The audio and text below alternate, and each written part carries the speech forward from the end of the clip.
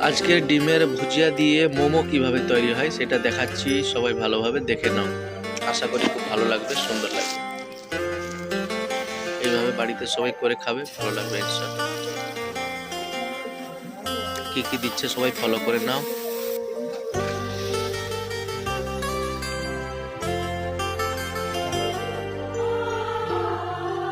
কিভাবে মুড়ছে মোমোটা, এই মোমোর ডিজাইনটা আলাদা। এরকম ডিজাইন করে খাবে, ভালো লাগবে আশা করি। মোড়া কমপ্লিট, এবার ভাপে সিদ্ধ করে নিচ্ছে। কমপ্লিট, তৈরি করা কমপ্লিট হয়ে গেছে মোমো। বা চাটনি দিয়ে খাবে।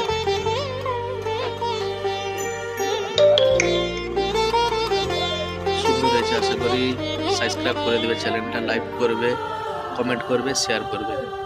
ভালো থাকবে, খোদা হাফেজ।